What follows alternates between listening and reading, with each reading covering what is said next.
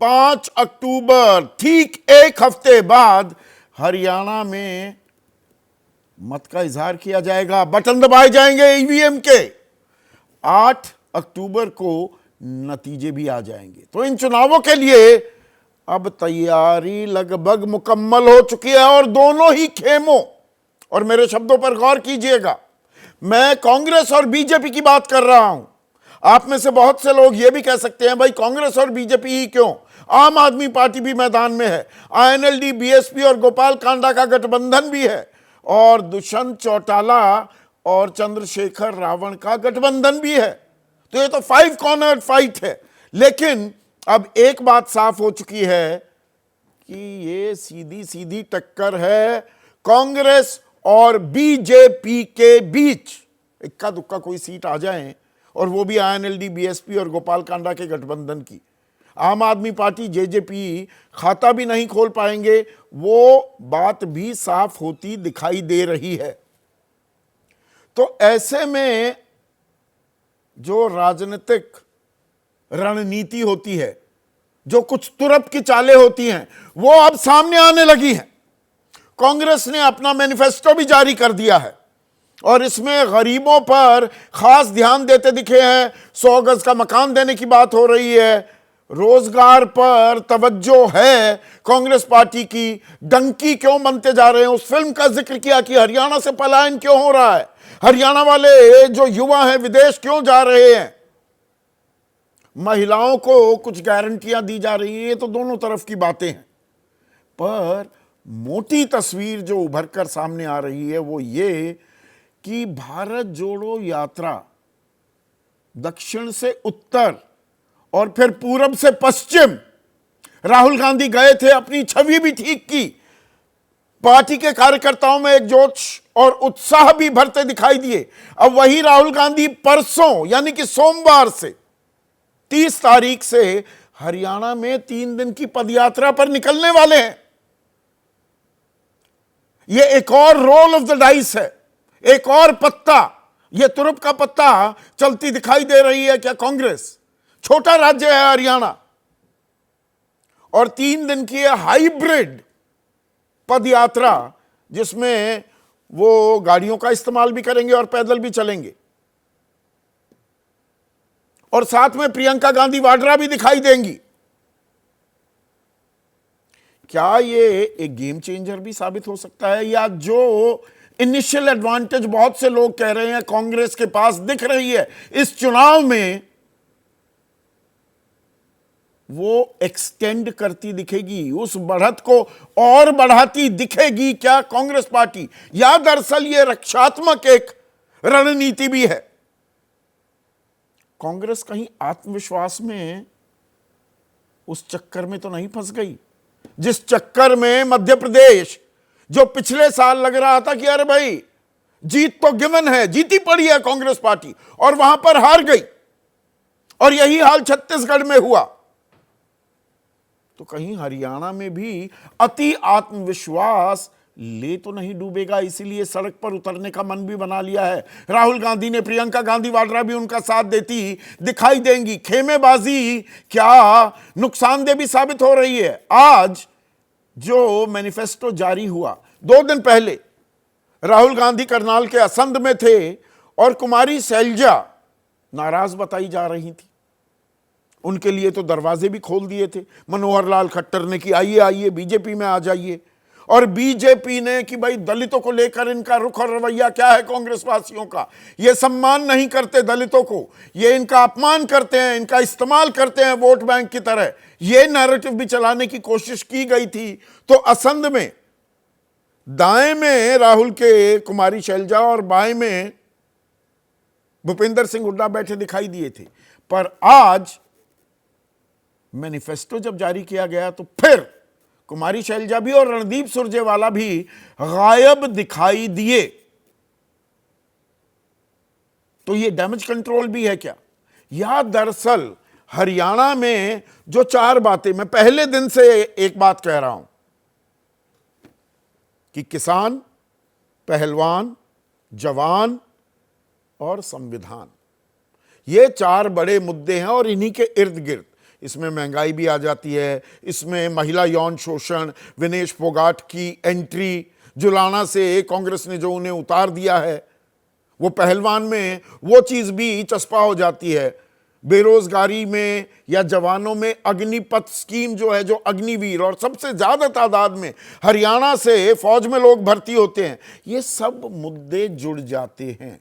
तो क्या इनकी काट निकालने में बीजेपी कामयाब रही है? बीजेपी के पास एक डिसएडवांटेज है, बहुत से राज्यों में इसे अपनी ताकत भी बनाया है, बहुत सी सरकारों ने प्रो इनकम्बेंसी, ममता बनर्जी करती आई, नवीन पटनायक ने बहुत दिन किया, इस बार नहीं कर पाए, कि एक निरंतरता लोग चाहते हैं। पर 10 साल की सरकार बीजेपी की, तो कुछ बातों पर नाराजगी आने लगी और मनोहर लाल खट्टर को, जो लोकसभा चुनाव से ठीक पहले हटाया भी गया, 9 साल 118 दिन मुख्यमंत्री रहने के बाद, उसमें बीजेपी भी कहीं ना कहीं एक्सेप्ट करती दिखाई दी कि हां, एंटी इनकम्बेंसी एक प्रॉब्लम है। पर बीजेपी कांग्रेस के कुशासन और 3D का इस्तेमाल लगातार पिछले कुछ दिनों से किया जा रहा है। प्रधानमंत्री नरेंद्र मोदी ने इसमें पहल की है और साथ ही साथ सुर में सुर मिलाया है अमित शाह, गृह मंत्री हैं, बीजेपी के रणनीतिकारों। ये 3D जो हैं, वो दामाद, दलाल और डीलर। किसानों की जमीन बेच दी जी कांग्रेस ने, तो जमीन घोटालों पर ईडी की कार्रवाई चल रही है। दामाद में परिवारवाद का आरोप भी लगता है, वो हुड्डा परिवार पर भी लगता है और नेहरू गांधी परिवार पर तो है ही। इसमें रॉबर्ट वाड्रा का नाम भी सामने आ जाता है कि जी किसानों की जमीन बेच दी, सब कुछ डीलर अपने हाथ में ले लेते हैं, वही चलाते हैं सरकार, और खर्ची पर्ची एक और नैरेटिव जो चला रहे हैं कि भाई खर्ची पर्ची, कांग्रेस का ध्येय वाक्य, ये नायब सिंह सैनी कह रहे हैं, लूटा था लूटेंगे, नौकरी खर्ची पर्ची से बांटी थी और बांटेंगे। पर्चियां चलेंगी, पैसे मांगे जाएंगे। पर कितनी नई नौकरियां बीजेपी दे पाई? 2 करोड़ का वादा केंद्र में था, हरियाणा में कितनी दी गई? कितने विश्वविद्यालय बने? कितनी नई फैक्ट्रियां आई? इन बातों को लेकर बीजेपी एक चुप्पी साधती है, अपनी उपलब्धियां कम गिनवा रही है और कांग्रेस के राज की खामियां, उन पर ज्यादा निगाह डाली जा रही है। कांग्रेस अपने नेताओं के बीच एकता नहीं ला सकती। यह प्रधानमंत्री मोदी ने आज हिसार में बोला, जहां कांग्रेस वहां कभी भी स्थिरता नहीं आ सकती। बापू बेटा दोनों दावेदार बाकियों के निपटाने में लगे हैं दोनों। भूपेंद्र सिंह हुड्डा, दीपेंद्र हुड्डा पर भी उन्होंने निशाना साधा है। अब अनिल विज कह रहे हैं कि ये तो सब मुख्यमंत्री बनना चाहते हैं, वो खुद नहीं बनना चाहते क्या, या राव इंद्रजीत नहीं कह रहे क्या? नायब सिंह सैनी अपने मन माफिक सीट से चुनाव नहीं लड़ पा रहे क्योंकि मनोहर लाल खट्टर ने वो सीट देने से इनकार कर दिया कि मेरा उम्मीदवार वहां पर खड़ा होगा, करनाल में खड़ा होगा। और दलित वोट बैंक 21% वोट बैंक है, और मैंने एक कार्यक्रम में आपको बताया था ये दलित फैक्टर कितना बड़ा फैक्टर होगा। जाट वर्सेस नॉन जाट बहुत किया जाता है दिल्ली में बैठकर, वो दरअसल जमीन पर वो फॉर्मूले नहीं। दलितों पर नजर डालिएगा, आज कह रहा हूं, फिर से अंडरलाइन कर रहा हूं, और 8 तारीख को आप देखिएगा ये एक बड़ा टॉकिंग पॉइंट बनेगा। 20.9% है दलित वोट बैंक 2011 के सेंसस के मुताबिक। हो सकता है 21 पार कर गया हो यह आंकड़ा। और 2019 के लोकसभा चुनाव में बीजेपी को 51% दलित वोट मिला था। कांग्रेस के पल्ले हाथ आई थी 25% वोट दलितों की। लेकिन 2024 में बीजेपी 51% से घटकर 24% रह गई, आधे से भी कम। और कांग्रेस 25% से बढ़कर 68% हो गई। तो जाट जो लगभग 27-28% हैं, और उसके बाद दलित, ये गठबंधन किसके काम आएगा। और इसीलिए मैं इस बात को फिर से दोहराना चाहूंगा कि मायावती और चंद्रशेखर रावण जो दलित वोट बैंक वहां पर साधने की कोशिश कर रहे हैं, वो पूरी तरह से असफल होते दिखाई देंगे। और बहुत से लोगों का मानना है कि वो दरअसल बीजेपी की बी टीम बनके वहां पर काम कर रहे हैं। और अब दरअसल क्या लड़ाई सीधे सीधे बीजेपी और कांग्रेस की टक्कर में तब्दील हो गई है। इसी पर आज हम चर्चा करने वाले हैं। ऐसे में आज का सीधा सवाल, राहुल की पदयात्रा बढ़ाएगी वोटों की मात्रा? टाइमिंग आखिरी दिनों में पूरा जोर लगाना, 3 तारीख मतलब 30 को, 1 और 2, 3 तारीख को तो प्रचार ही बंद हो जाएगा। और दामाद दलाल रंग लाएगी बीजेपी की ये चुनावी चाल की ये पुराने दिन। अरे भाई, ये किन लोगों को बुलाओगे? और एक इलाके पे ही इनका फोकस रहता है। ये रोहतक, झज्जर, सोनीपत, इससे आगे नहीं देख पाते क्या? जीटी रोड पर अहिरवाल वाले इलाके में जहां पर बीजेपी ने मजबूती दिखाई है पिछले 2 चुनावों में, उसे बरकरार रख पाती है, या जो वहां पर डैमेज होता दिख रहा था उसे कंट्रोल कर पाएगी क्या? चर्चा में मेरे साथ आज सिर्फ पत्रकार और चुनावी विश्लेषक हैं, क्योंकि पार्टियां तो अपनी ताल ठोकती हैं और उनका काम भी है, ठोकेंगी भी।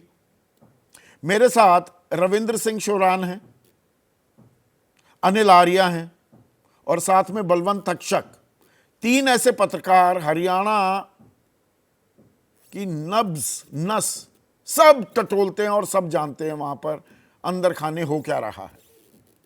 इसके अलावा देश के सबसे बड़े चुनावी विश्लेषकों में से एक प्रोफेसर संजय कुमार और वरिष्ठ पत्रकार विनोद अग्निहोत्री। राष्ट्रीय फलक पर राजनीति का आयाम तो देखते ही हैं, लिखते हैं, बोलते हैं उस पर हरियाणा से भी प्रेम और लगाव बहुत पुराना है। 87 से वहां के विधानसभा चुनावों को ये ट्रैक करते आ रहे हैं। तो ऐसे में रविंद्र, राहुल गांधी और कांग्रेस की तरफ से ये अब बताना कि जी 3 दिन की न्याय यात्रा पर निकलेंगे राहुल गांधी, ये बढ़त को और मजबूत करने की कोशिश है, या ये रक्षात्मक एक स्ट्रैटेजी भी दिख रही है कि कांग्रेस जो पहले दिन से लग रही थी कि भाई ये तो जीतती दिखाई दे रही है, पर अंदरूनी कलह और अति आत्मविश्वास के चलते कहीं नैया डगमगा रही है, उसको स्टेबल करने के लिए ये यात्रा निकाली जा रही है। जी संदीप जी नमस्कार। बिल्कुल आप ठीक कह रहे हैं। कांग्रेस पार्टी को एज हम लोग शुरू से कह रहे हैं कि उनको एज है और वो जमीन पर उस तरह का दिखता भी है। लेकिन बीच में जब ये चर्चा हुई कि शैलजा और जो भूपेंद्र हुड्डा है वो 2 अलग अलग खेमे बन गए हैं, तो उनको अलग अलग खेमे में उन्होंने अपने अपने वोटर को प्रभावित किया है। और आज उन्होंने कहा कि दोनों नेता ऐसे हैं जो मुख्यमंत्री की दौड़ में हैं। जाहिर है दोनों के अपने समर्थक हैं और वो दोनों उनके पीछे कंसोलिडेट हैं। और अब जब वो राहुल गांधी के साथ एक स्टेज पर आएंगे और खासतौर पर जब हर इलाके में घूमेंगे यात्रा के दौरान, तब उस वोटर को इस बात का कॉन्फिडेंस होगा कि वाकई में दोनों नेताओं में से कोई भी मुख्यमंत्री बन सकता है और जो केंद्रीय नेतृत्व है वो दोनों को बराबरी का दर्जा दे रहा है। तो उसी के लिए, और खासतौर पर जिन इलाकों में बीजेपी, शहरी खासतौर पर जो इलाके हैं जहां पर बीजेपी का थोड़ा सा मजबूत जनाधार है, या फिर जीटी रोड की आपने जो बात की, वहां से जब राहुल गांधी की यात्रा निकलेगी और हुड्डा या शैलजा जिनका जो इलाका है वहां पर वो अपने अपने क्षेत्र में रैलियां करेंगी, तो उसका एक बेनिफिट होगा। तो अपनी जो बढ़त है या जो एंटी इनकम्बेंसी है उसको कंसोलिडेट करती हुई बीजेपी कांग्रेस पार्टी दिखाई देगी। और उसी के लिए ये जो है पूरे इलाके में, हरियाणा में 3 दिन तक, देखिए इस तरह का पहले प्रयोग कभी कांग्रेस ने किया नहीं है। जब केंद्रीय नेतृत्व यहां पर लगातार 3 दिन तक रहे, पहली बार ऐसा हो रहा है जब पद यात्रा या रथ यात्रा के दौर पर। छोटी मोटी खबर नहीं है, ये खबर बड़ी खबर है। अभी तक किसी ने तफसील से ना इसकी जानकारी दी है, ना इसकी तह में जाने की कोशिश की है। बिल्कुल। और देखिए राहुल गांधी, एक बात तो तय है सर, 2024 के लोकसभा चुनाव के बाद राहुल गांधी हरियाणा में पॉपुलर हुए हैं। प्रधानमंत्री की लोकप्रियता में गिरावट आई है और राहुल गांधी उसमें बहुत पॉपुलर हुए हैं। खासतौर पर जो मुद्दे उन्होंने उठाए थे उन मुद्दों के बाद, और इमोशनल कनेक्ट भी हरियाणा के साथ उन्होंने किया। जब असंध की रैली से पहले उन्होंने वो एक डंकी वाला वीडियो जारी किया था, तो इस इलाके में डंकी का एक बड़ा अलग इशू है, खासतौर पर जो करनाल का एरिया है। अब करनाल का एरिया संदीप जी ऐसा समझिए कि अब कबूतरबाजी का सबसे बड़ा अड्डा देश में हाँ, बन चुका है करनाल पे और नया हुआ, जलंधर बन। कुरुक्षेत्र, ये लाडवा जहां से खुद मुख्यमंत्री खड़े हो रहे हैं, अंबाला, इन इलाकों में कबूतरबाजी तो ये इस सदी की शुरुआत से खबरें रही हैं। एक बड़ा मशहूर सिंगर का नाम भी आया था इसमें। बिल्कुल आया था। और ये देखिए, ये इतना गंभीर मुद्दा है कि अब यहाँ आप जब जाएंगे तो बच्चों से पूछेंगे कि 10वीं के बाद क्लास क्या करते हैं, तो सब कहेंगे 11वीं करते हैं, लेकिन उस इलाके में कहेंगे कि आइलेट्स करते हैं। ये इतना ज्यादा बड़ा मुद्दा है कि बच्चे किसी भी कीमत पर विदेश जाने को तैयार हैं। और विदेश का मतलब केवल भारत से बाहर अफगानिस्तान, इराक और सीरिया जहां पर युद्ध है, इजराइल में लड़ाई करने के लिए चले गए हैं, यूक्रेन तक पर हिंदुस्तान के बच्चे जा रहे हैं और इस इलाके की बहुतायत है। ये एक सबसे बड़ा मुद्दा है। और दूसरा जो इतना युवाओं से जुड़ा मुद्दा है वो है नशे का। जो नारकोटिक्स ब्यूरो की रिपोर्ट है उसके अनुसार 13 जो जिले हैं 22 में से वो नशे की चपेट में है, जो तो सरकारी नहीं, आपने बहुत अहम बात कही है। मुद्दों पर चर्चा कम होती है। वो शैलजा इतनी बड़ी हैं भी क्या, या वो बिल्कुल ही नैया डुबो सकती हैं क्या, या कौन मुख्यमंत्री बनेगा कौन नहीं, जो मुद्दे हैं, क्या हरियाणवी मानस जो है उन्होंने मुद्दे अपने तय कर लिए हैं क्या? भाई किसान, नौजवान, बिल्कुल जो ये पहलवान, एक तरफ तो मुद्दे ये हैं, बेरोजगारी, महंगाई इसके साथ जुड़ जाती है। दूसरी तरफ बीजेपी जो दामाद, दलाल और डीलर इस चीज पर लगातार जोर लगा रही है, क्या इसकी गूंज भी सुनाई देने लगी है रविंद्र? सर, ये जिन मुद्दों को बीजेपी उठा रही है वो दिल्ली के मुद्दे हैं। हरियाणा के जो मुद्दे हैं, जमीन पर जो मुद्दे हैं, वो किसान, पहलवान, जवान है। लेकिन उससे ज्यादा यहां पर प्रॉपर्टी आईडी, लोकल इश्यूज में आपको बताता हूं, प्रॉपर्टी आईडी एक बहुत बड़ा मुद्दा है जिसमें 100 में से करीब 70 घर जिससे सीधे तौर पर प्रभावित हैं।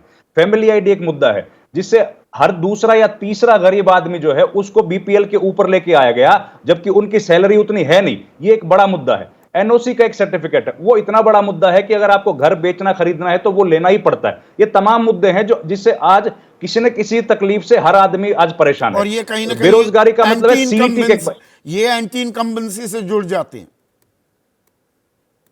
एंटी इनकम्बेंसी से जुड़े हुए मुद्दे हैं और सरकार, लोग इन्हीं बातों से नाराज हैं कि जो गवर्नेंस थी, पुअर गवर्नेंस रही और फीडबैक को रिड्रेस करने का कोई इलाज ही नहीं था सरकार के पास। कंट्रोल जो था वो अधिकारियों के पास था, मुख्यमंत्री मिलते नहीं थे और विधायकों ने साफ कह दिया हमारी कोई सुनता नहीं है। आज वही दिक्कत हो रही है कि लोगों के पास जो बीच का एक विधायक या मंत्री होता है वो अवेलेबल ही नहीं था और प्रशासन जो है वो उनकी बात सुनने को तैयार नहीं जो था। आई है भाई, खर्ची पर्ची, ये वाला चलन खत्म हो गया। खर्ची पर्ची एक बड़ी समस्या तो थी भाई, सरकारी नौकरी चाहिए, पैसे देने पड़ते थे। ये सबसे जानी पहचानी खुफिया जानकारी थी हरियाणा में। कहने को खुफिया जानता हर कोई था कि भाई पैसे देने पड़ेंगे, नौकरी चाहिए तो। नहीं, बिल्कुल खुफिया, बिल्कुल सही कह रहे हैं सर। आज कांग्रेस के विधायक तो आज भी कहते हैं कि 50 वोट लेके आओ और नौकरी पा जाओ। हाँ। वो लोग तो कहते हैं सबसे पहले आपको ही नौकरी लगाएंगे। आज के भाषण में कह रहे हैं लोग ये बात। ये तो खुलेआम होता है हरियाणा में। और चौटाला की सरकार और हुड्डा की सरकार इन बातों की वजह से बहुत आरोपों में भी रही। लेकिन बात क्या थी, ये जो बीजेपी कहती है बिना खर्ची पर्ची की सरकार, वो है सी और डी ग्रेड की नौकरियां। एचपीएससी जो डीएसपी और एसडीएम लगाने वाली नौकरी है, उसके तो दफ्तर में बीजेपी के भी 3 करोड़ रुपए पकड़े गए, करोड़ों रुपए वहां भी पकड़े गए हैं। तो वहां पर पारदर्शिता की बात बीजेपी नहीं बोलती है। जो बड़ी नौकरियां हैं उसमें पारदर्शिता की कोई बात नहीं है। जो निचली नौकरियां हैं सी और डी ग्रेड की, उसमें पारदर्शिता की बात बोली जाती है। दोनों में अगर आप देखेंगे तो कोई अंतर है नहीं सर। और सीईटी का मैं एक आखिरी बात बोल दूं, सीईटी का एग्जाम कंडक्ट किया था हरियाणा सरकार ने, जो 2021 में किया था, और 12 लाख छात्रों ने उसमें एप्लीकेशन फॉर्म दिया था। 21 से लेकर 24 आ गए, वो लोग आज भी इंतजार कर रहे हैं कब उनको नौकरी दी जाएगी। 25,000 बच्चे आज भी ज्वाइनिंग का इंतजार कर रहे हैं। उन पर ना तो प्रधानमंत्री ने कुछ बोला है, न गृह मंत्री ने कुछ बोला है। और सबसे बड़े मुद्दे ये हैं, इन मुद्दों में से किसी मुद्दे पर बात नहीं हुई। और हैरानी की बात है, सबसे बड़ा मुद्दा एसवाईएल है। हाँ, पर दिलचस्प बात ये हो रही है, एक मिनट रविंद्र, अनिल आर्या, दिलचस्प बात ये हो रही है कि पिछले 4-5 दिनों से, और खास दिल्ली में, मैं दिल्ली में बैठा हूं, मैं भी राष्ट्रीय मीडिया का हिस्सा हूं, चैनल हो या अखबार, यकायक 4-5 दिनों से एक ऐसी कि अरे भाई ये वन वे फाइट नहीं है, ये कांग्रेस को कोई सीधी बढ़त नहीं है, बीजेपी अभी बरकरार है। ये बदलाव क्या हुआ है? पिछले 4-5 दिनों में कुछ बदलाव हुआ है क्या? हरियाणा में जमीन में कुछ गूंज दूसरे तरह की आने लगी है क्या? नहीं, गूंज दूसरी तरह की ये नहीं आने लगी है कि कांग्रेस सरकार नहीं बना रही है, लेकिन ये बात निश्चित तौर पे दिखने लगी है कि जो भाजपा लोकसभा चुनाव के बाद पूरी तरह से बैकफुट पे चली गई थी, और जब विधानसभा चुनाव शुरू हुए तब भी ऐसा लग रहा था कि भाजपा 10 से 15 सीट पर सिमट सकती है, उसमें बदलाव जरूर आया है। ऐसी कई सीट्स हैं जहां पर भाजपा के कैंडिडेट्स पहले से बेटर हुए हैं, लेकिन अगर राहुल गांधी की पदयात्रा होगी और उस पदयात्रा के बाद मुझे ऐसा लगता है कि कांग्रेस को बड़ा बेनिफिट इसका मिलेगा। और जो अभी तक ये लग रहा था कि कांग्रेस स्वीप करेगी, वो स्थिति भले ही ना हो, लेकिन कांग्रेस की स्थिति राहुल गांधी की यात्रा के बाद बदलेगी। स्वीप का मतलब आंकड़े की बात कितने? करूं, जैसे आप जब स्वीप कहते हैं तो कितने आंकड़े की क्या बात कर रहे हैं आप? मैं 60 से ऊपर सीट की बात कर रहा हूं कि स्वीप का मतलब यह है कि भाजपा को 15 से 20 सीट पर सिमट जाए और कांग्रेस 60 से ऊपर लेके जाए, ये स्वीप है। लेकिन अगर कांग्रेस 50 सीट के आसपास आती है और बीजेपी 30 सीट के आसपास ले लेती है तो इसको स्वीप नहीं माना जा सकता। आप 87 में देखिए, जब ताऊ देवीलाल ने पदयात्रा निकाली थी न्याय यात्रा के नाम पे, 85 सीट कांग्रेस और भाजपा का गठबंधन लेके गया था। ये देखिए बड़ी दिलचस्प आपने कंपैरिजन की। तजुर्बेकार व्यक्ति को बुलाने का देखिए फायदा क्या होता है। 37 साल पहले न्याय यात्रा एक निकली थी, अब 37 साल बाद निकल रही है हरियाणा में। ये अटैकिंग स्ट्रैटेजी है, डिफेंसिव मैकेनिज्म है कांग्रेस का? अनिल आर्य जी, एक होता है ना गोइंग फॉर द किल, ठीक कह रहे हैं कि गोइंग फॉर द किल है या डिफेंसिव मैकेनिज्म है ये कांग्रेस का? देखिए, मुझे ऐसा लगता है कि दोनों चीजें हैं। अगर शैलजा वाला प्रकरण नहीं हुआ होता तो शायद राहुल गांधी इतने सीरियस नहीं होते। ये पदयात्रा की जो स्ट्रेटेजी प्लान की है कांग्रेस के रणनीतिकारों ने, ये बड़ी सोची समझी स्ट्रेटेजी है। क्योंकि जब पिछली बार यात्रा निकाली थी राहुल गांधी की लोकसभा चुनाव से पहले, जैसे रविंदर भी कह रहे थे अभी, कि उस यात्रा के बाद हरियाणा में राहुल के प्रति एक क्रेज़ बढ़ा था। तो वो क्रेज़ अब जब ये विधानसभा की टिकटें बटी, उन टिकटों के बाद कांग्रेस की ऐसी कई टिकटें हैं कि जहाँ जो चाह रहे थे उनको नहीं मिली, वो बागी हुए हैं, चुनाव भी लड़ रहे हैं। और शैलजा प्रकरण के बाद तो ये इशू बिल्कुल टॉकिंग ऑफ द टाउन हो गया। नहीं, पर कि क्या दलित को क्या शैलजा का नुकसान होगा? ये जो डैमेज कंट्रोल है। एक सेकेंड अनिल आर्य, शैलजा मामले को हम ओवर एम्पलीफाई तो नहीं कर रहे? और बीजेपी में क्या अनिल विज नहीं कह रहे मैं मुख्यमंत्री बनना चाहता हूं? राव इंद्रजीत नहीं कह रहे क्या लाडवा जाने पर मजबूर नहीं कर दिया मनोहर लाल खट्टर ने? मनोहर लाल खट्टर का चेहरा पोस्टरों से गायब हो गया है, वो किसी को न्योता देते घूम रहे हैं तो उनको लायबिलिटी मान लिया गया। प्रधानमंत्री की रैलियों में वो मंच पर साथ नहीं दिखते। तो बीजेपी में सब कुछ बहुत अच्छा, हम साथ साथ हैं, कदम ताल हो रही है, वो कहां है? नहीं संदीप जी, मैं सारी बातों का आपको जवाब देता हूँ अलग अलग। शैलजा को ओवर एम्पलीफाई करने की कोशिश भाजपा ने की है। भाजपा ने ये कोशिश की कि एक नैरेटिव सेट किया जाए कि कांग्रेस दलितों के खिलाफ है, चाहे वो गोहाना कांड को निकाल के लाई, चाहे मिर्चपुर कांड को निकाल के लाई, चाहे शैलजा के खिलाफ जो अपशब्द कहे गए उनको निकाल के लाई। वो एक ये कोशिश की जा रही थी कि दलितों में एक मैसेज जाए। जैसे लोकसभा चुनाव में संविधान बदलने का नैरेटिव सेट किया, सफल होती दिखी है बीजेपी भाजपा का।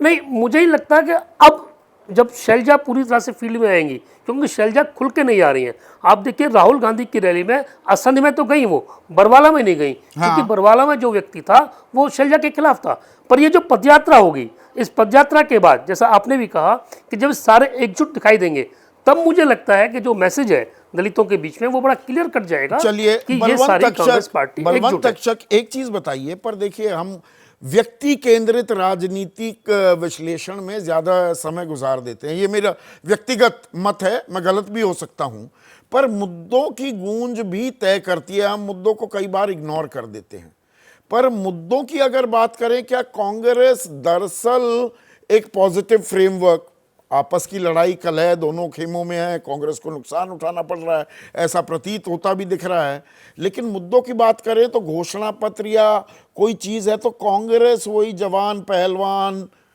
किसान इन पर केंद्रित होती दिख रही है। बीजेपी क्या दरअसल एक नेगेटिव कैंपेन भी चला रही है कि दामाद आ जाएंगे, डीलर आ जाएंगे, दलाल आ जाएंगे, खर्ची पर्ची का फिर से दौर आ जाएगा। अपनी उपलब्धियां बताने में, अपनी ताकतों का डंका पीटने में बीजेपी थोड़ा कम जोर लगा रही है। क्या ये एक फेयर एनालिसिस होगा?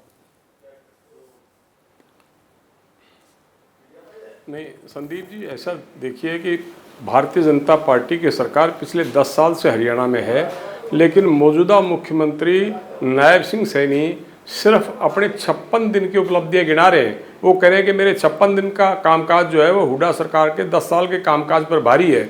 लेकिन इस बीच में 9.5 साल जो खट्टर साहब मुख्यमंत्री रहे, उनके नीतियों का, उनके फैसलों का, उनके कार्यक्रमों का कोई जिक्र नहीं करते। और मैं संदीप जी आपको थोड़ा और पीछे ले जाऊं तो हरियाणा में 10 साल सत्ता में रहने के बाद कोई भी पार्टी अगर तीसरी बार मैदान में गई है तो कुछ उदाहरण दूंगा। चौधरी बंसीलाल 1968 में मुख्यमंत्री बने, बहुमत के साथ मुख्यमंत्री बने। 1972 में जब चुनाव हुए तो 81 सीटें होती थी और 51 सीटें कांग्रेस ने जीत के बहुमत हासिल किया, दूसरी बार सरकार बढ़ाई। तीसरी बार 1977 में जब वो चुनाव मैदान में गए तो कांग्रेस को 3 सीटें मिली थी। आप अब 2005 में हुड्डा साहब जब मुख्यमंत्री बने तब कांग्रेस को 67 सीटें मिली थी। दूसरी बार जब वो फिर मैदान में गए चुनाव मैदान में तो सीटें घट के 40 रह गई। और तीसरी बार जब कांग्रेस फिर मैदान में गई 10 साल के सत्ता के बाद तो उनकी सीटें आई 15 और तीसरे नंबर की पार्टी बन गई। पहली बार 2014 नहीं बलवंत जी, बहुत अच्छा किया आपने याद दिला। तीसरे नंबर की पार्टी बन गई थी 2014 में। नंबर 1 हरियाणा के होर्डिंग्स बोर्ड हर हरियाणा रोडवेज की बस पर लगवाए थे भूपेंद्र सिंह हुड्डा ने चुनाव से पहले, और तीसरे नंबर की पार्टी रह गई थी जी। तो अब भारतीय जनता पार्टी को तो 2014 में 47 सीटें मिली थी और उसके बाद दूसरी बार जब वो मैदान में गए तो 40 सीटें मिली। तीसरी बार कितनी सीट आएंगे आप खुद ही अंदाज लगा सकते हैं, क्योंकि हरियाणा में 10 साल कोई सरकार सत्ता में रहती है तो निश्चित तौर पर एंटी इनकम्बेंसी उसके खिलाफ काम करती है। लोग कहते हैं हुड्डा साहब ने 10 साल के राज में जो हमें देना था दे दिया, अब हम आगे चलते हैं। ऐसे ही भारतीय जनता पार्टी की 10 साल के कार्यकाल में जो लोगों को कुछ दिया है सरकार ने, उन्होंने कहा इन्होंने 10 साल में दे दिया जो कुछ देना था, अब आगे चलते हैं। तो मुझे लगता है कि पहले तो तिकोनी लड़ाई भी होती थी, इस बार तो भारतीय जनता पार्टी और कांग्रेस में सीधी लड़ाई है और सीधी लड़ाई में भारतीय जनता पार्टी में फिर एक फैक्टर और आ जाता है जो बलवंत जी, हमारे जैसे दिल्ली वाले जो मीडिया वाले हैं ना जी, जिनको बीजेपी लुटियंस रैली भी कहती है, लुटियंस मीडिया भी कहती है, उनका एक फेवरेट पसंदीदा टॉपिक है हरियाणा के विश्लेषण में Jat versus non Jat factor. तो वो Jat versus non Jat factor काम नहीं करेगा, बीजेपी को कोई फायदा नहीं पहुंचाएगा। नहीं, नॉन जाट फैक्टर अगर काम कर रहा होता तो फिर शैलजा के रूठ के घर बैठने पर भारतीय जनता पार्टी इतनी खुश क्यों थी, बार बार उनको आमंत्रित क्यों कर रही थी कि आप हमारी तरफ आ जाइए। देखिए, दलित और जाट समुदाय, साथ में मुस्लिम समुदाय, साथ में जो किसान सिख हैं, उनका एक गठजोड़ है और इस गठजोड़ में भारतीय जनता पार्टी कहीं ना कहीं पिछड़े वर्ग के वोटों को जो लेती दिख रही थी उसमें भी सेंध लगी है। 10 साल सत्ता में रहने के बाद आपके पास उपलब्धियां क्या हैं कि बिना खर्ची पर्ची के हमने नौकरी दी। मैं आपको कहूं, हरियाणा पब्लिक सर्विस कमीशन के दफ्तर में, सेक्रेटरी के दफ्तर में 3 करोड़ रुपए पकड़े गए थे डेंटल सर्जन की भर्ती में, और वो बर्खास्त कर दिए गए सीधे। उसके बाद जांच कहां गई? वो 3 करोड़ रुपए किसके लिए इकट्ठे किए थे सेक्रेटरी ने?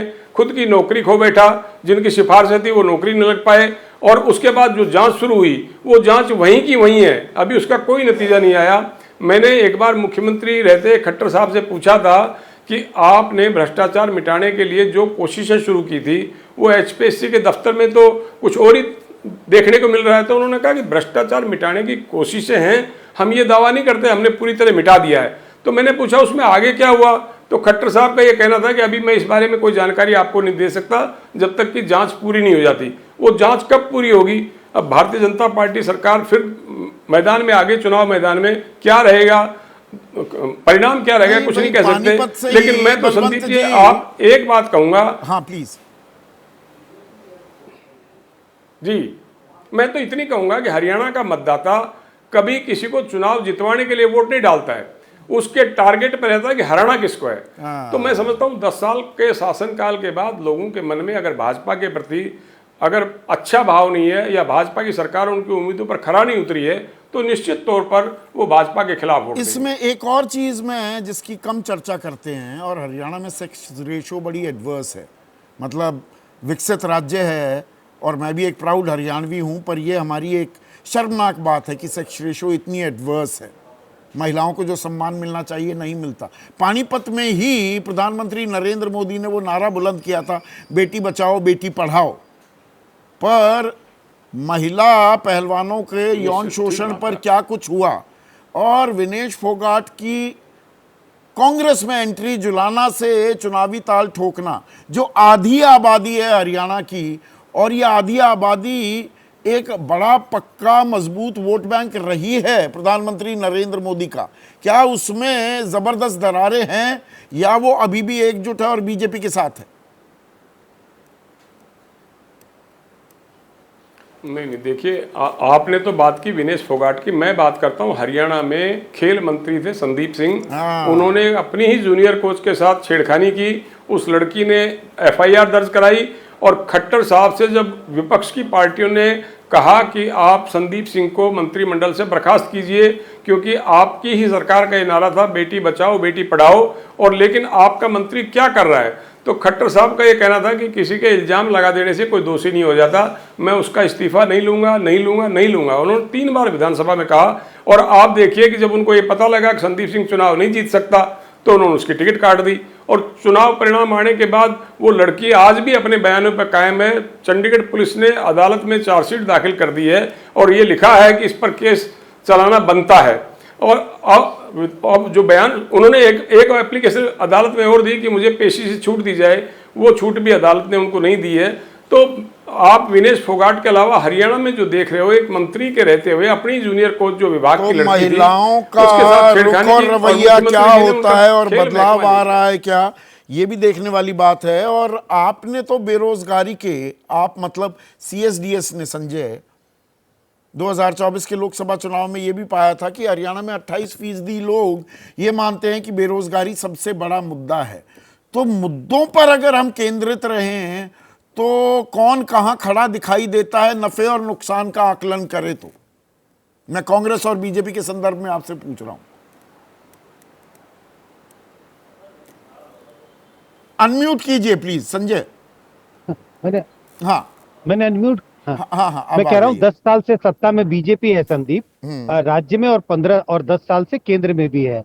तो जिन बातों का आप जिक्र कर रहे हैं, चाहे वो बेरोजगारी की बात हो, चाहे वो महंगाई की बात हो, और जिन 3 शब्दों का बार बार इस्तेमाल हो रहा है, नौजवान, किसान और पहलवान, तो जो डिफेंसिव पर बीजेपी होगी, क्योंकि सारे आरोप बीजेपी पे लगाए जाएंगे। बीजेपी की सरकार में इन चीजों पे बीजेपी सरकार की नाकामी रही है।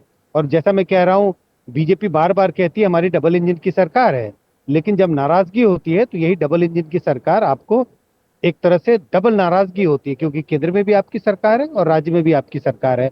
मुझे इस पे कोई शक नहीं है कि अगर डिफेंसिव पे जाना होगा तो वो बीजेपी को डिफेंसिव पे जाना है, और सारे जो मतलब आरोप लगेंगे या जो बीजेपी ही एक तरह से कटघरे में खड़ी की जाएगी।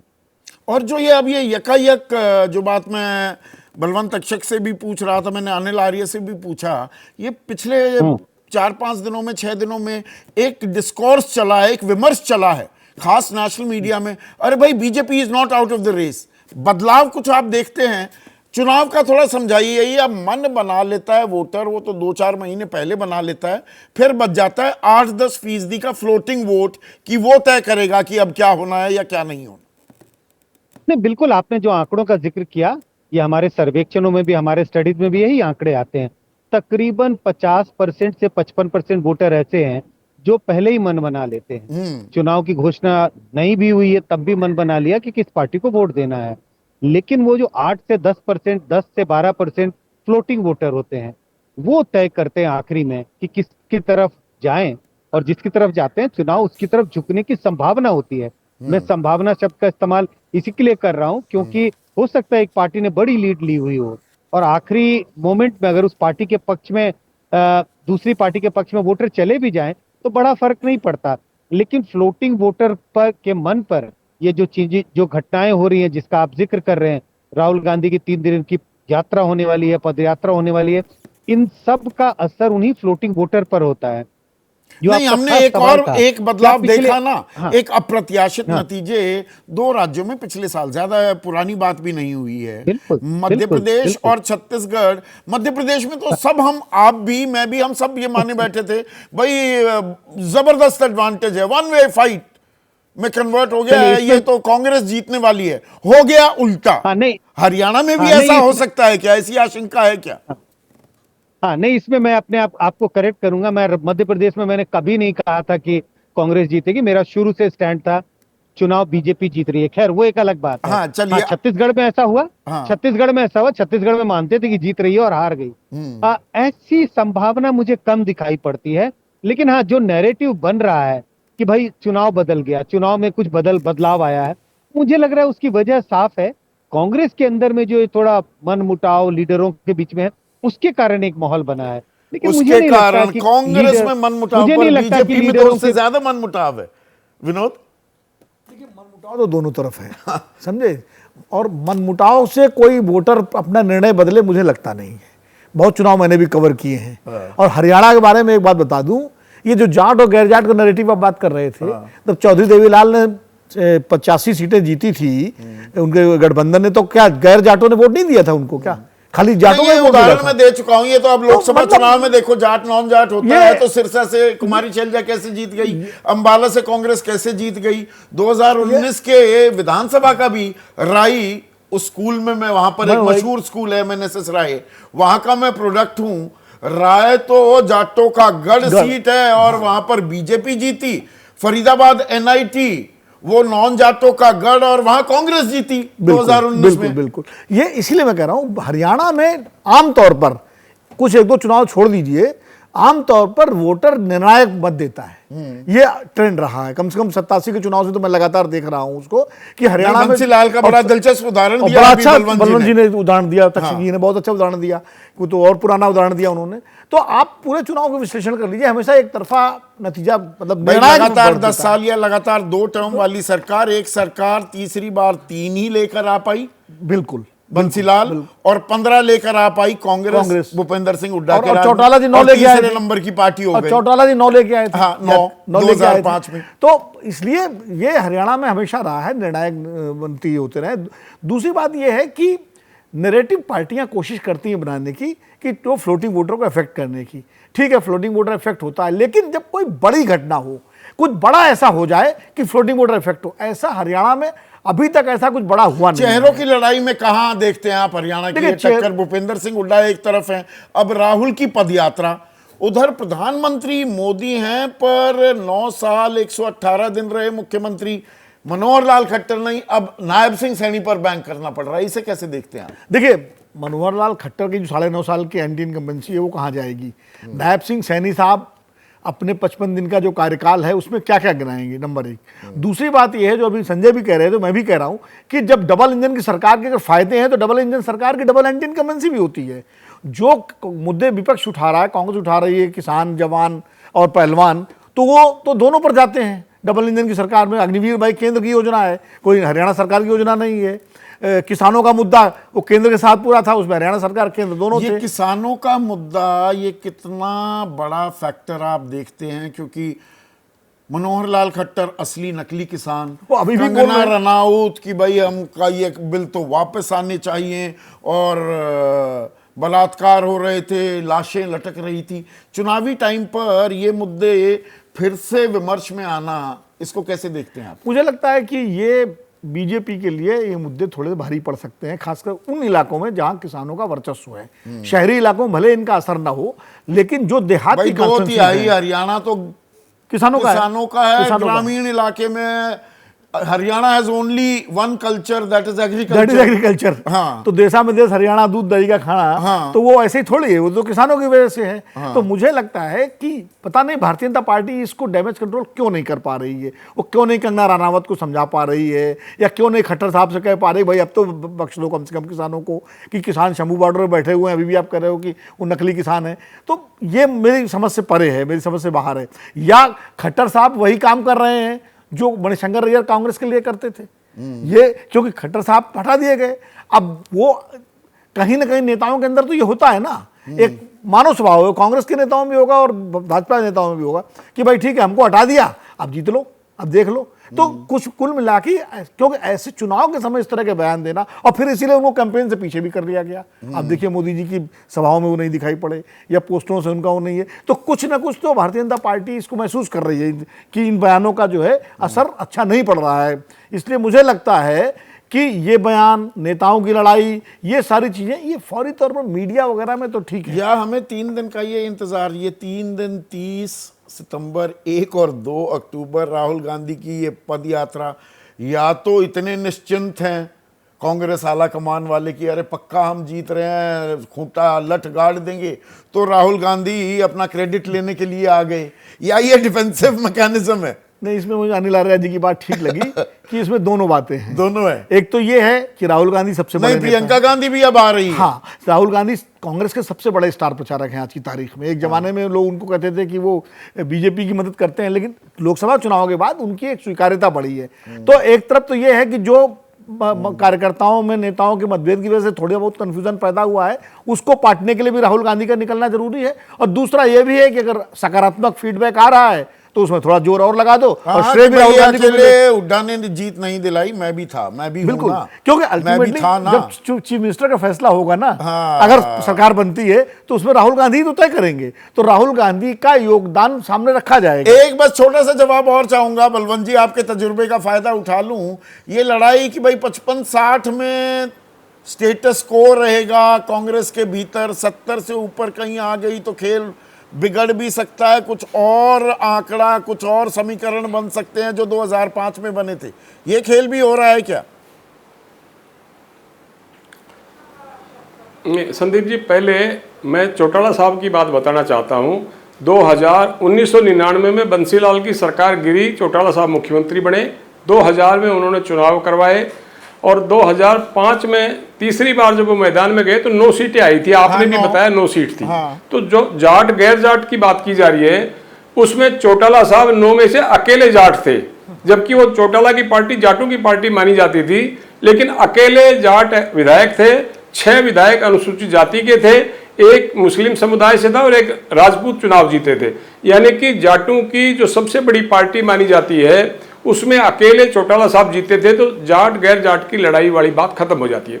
दूसरी बात यह है कि भारतीय जनता पार्टी को चिंता इस बात की है कि हुड्डा साहब ने कहा कि अगर हमारी सरकार बनी तो हम बॉर्डर खोल देंगे। आप मानिए संदीप जी, जिस दिन बॉर्डर खुलेगा, हरियाणा पंजाब के किसान केंद्र की सरकार को दिल्ली में घुस के परेशान कर देंगे।